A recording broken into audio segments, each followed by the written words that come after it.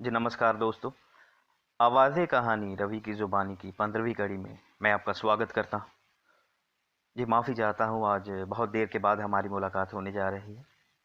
दोस्तों, आज मैं आपके सामने लेके आया हूँ डोगरी की महान लेखिका पद्मा सचदेव जी की कहानी मेरा गुल्ला कहाँ है।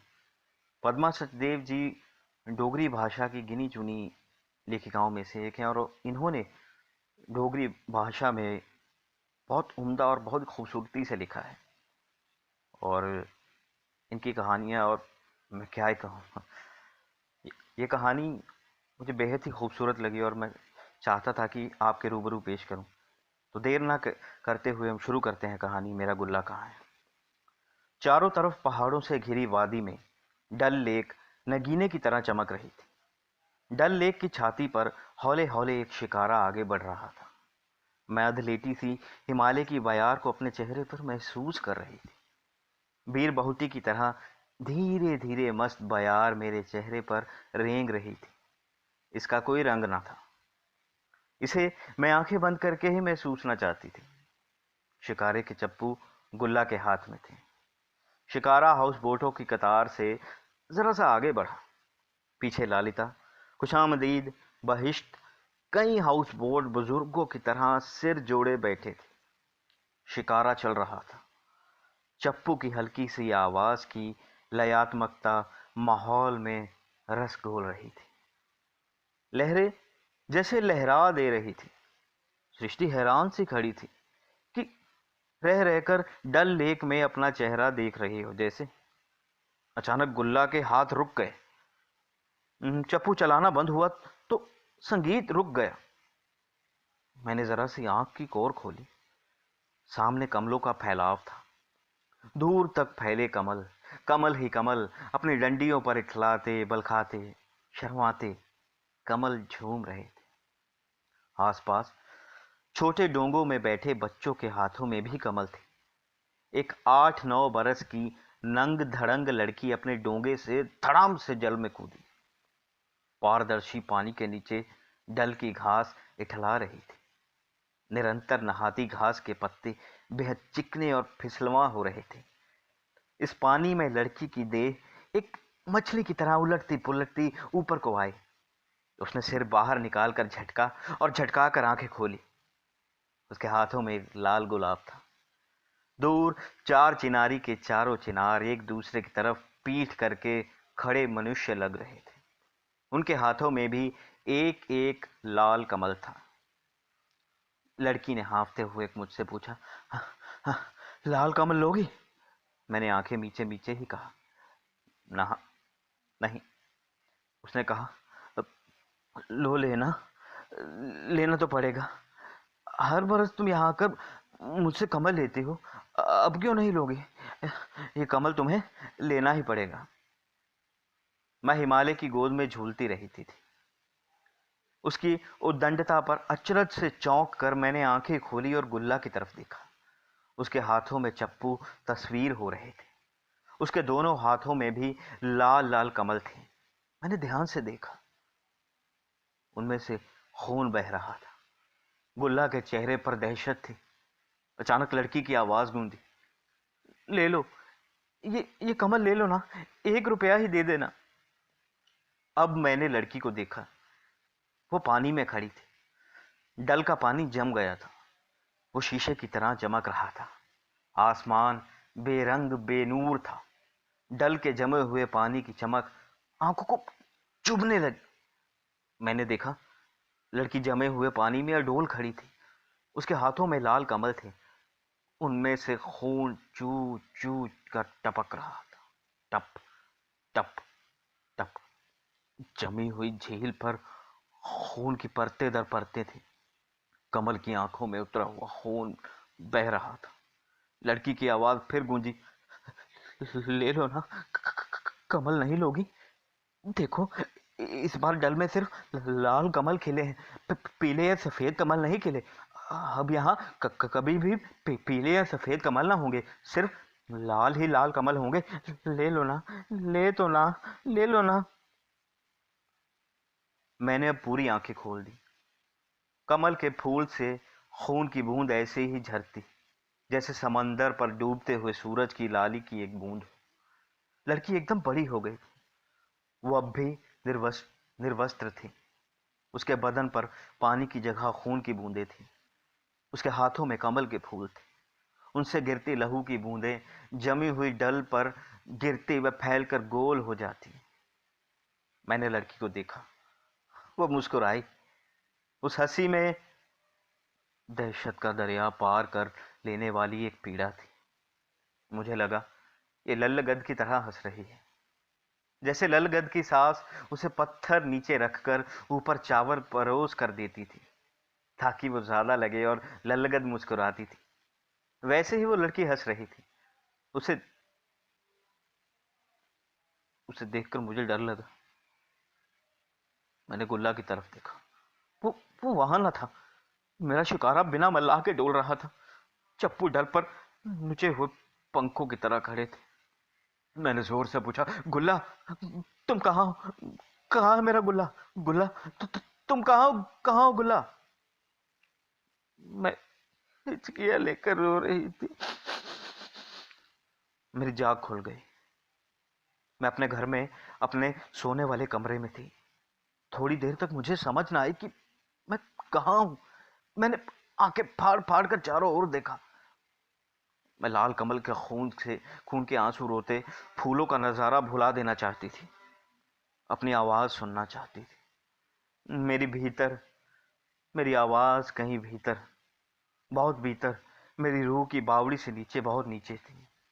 मैंने कोशिश करके कहा, मैं मैं कहाँ हूं? मैं घर में थी, अपने बिस्तर पर थी। मेरा मेरा गुल्ला कहाँ गया? मैंने फिर चारों ओर देखा और रोकर कहा, मेरा गुल्ला कहाँ गया? मैंने अपनी आवाज सुनकर लौटने की कोशिश की। टेलीफोन पर ऐसे ही कोई काल्पनिक नंबर डायल किया। वो बज रहा था। सामने घड़ी में सुबह के 4 बजे थे। घड़ी टिक टिक टिक कर रही थी। ये तो ये स्वप्न था, पर कितना सत्य, कितना मुखर और कितना उजला। इस भयानक सत्य ने फिर वही सवाल मेरे सामने खड़ा कर रखा है कि कहाँ है मेरा गुल्ला?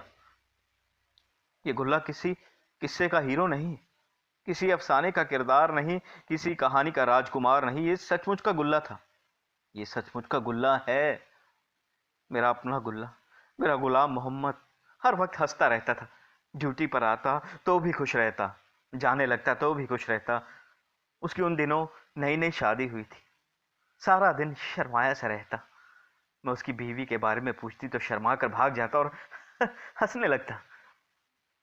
इस बात को 32 या 33 वर्ष हो गए। मैं अस्पताल में दाखिल थी। वहां मेरे वार्ड में खिदमतगार था।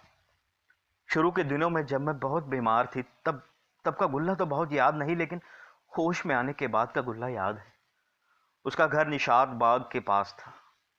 उसका बाप दूध बेचता था। उनकी अपनी गायें भैंसे थी। गुल्ला वार्ड में आकर पूछता, क्या छुई खबर? वो मेरा हाल हमेशा कश्मीरी में ही पूछता था। मैं मुस्कुरा कर कहती, ठीक हूँ गुल्ला। वो खुश हो जाता। एक दिन पूछने लगा, आप गाय को माँ माँ कहते हो ना? मैंने कहा, हाँ।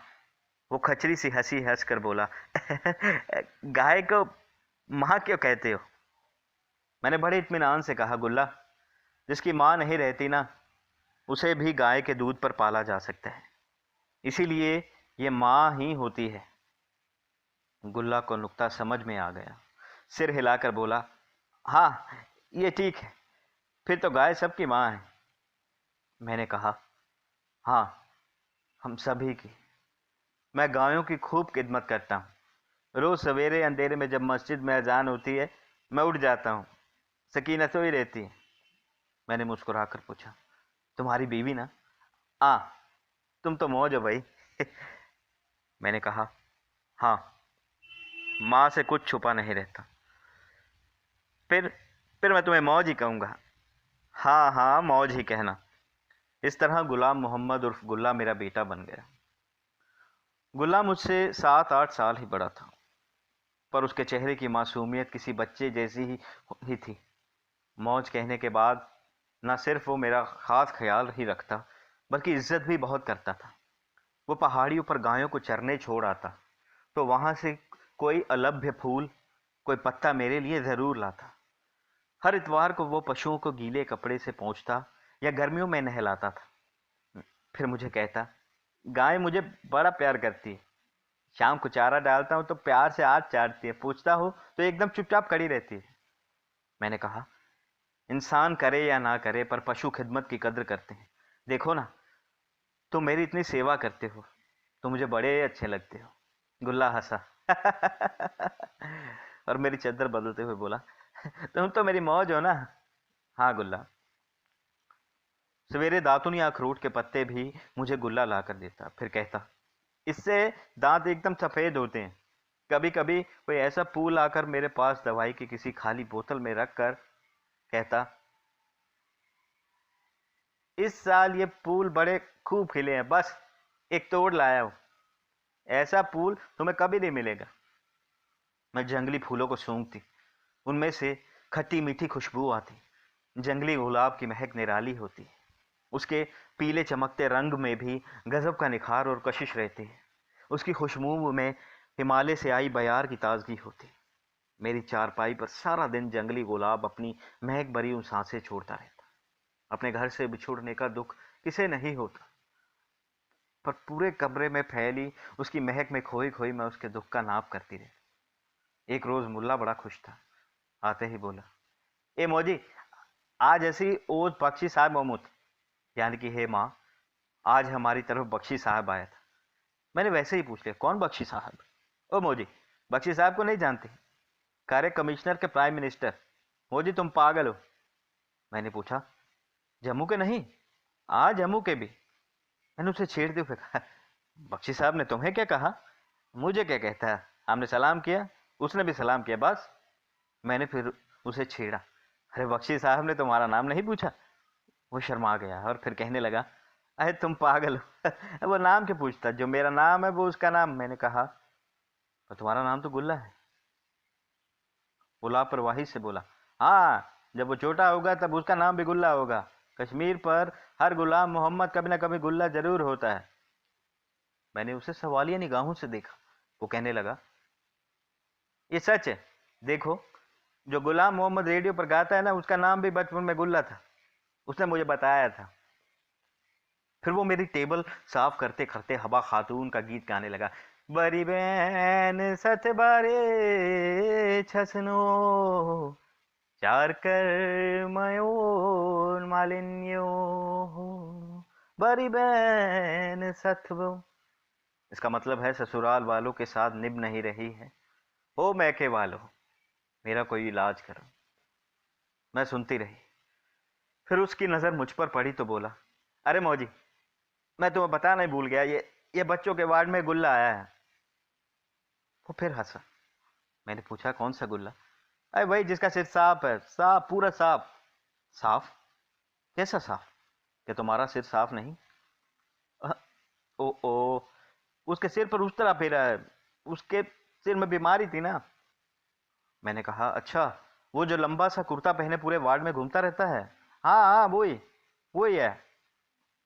फिर जब डॉक्टर वार्ड में राउंड करके चले गए, तब गुल्ला गुल्ले को ले आया। वो 5-6 बरस का लड़का था। उसके सिर में बीमारी थी।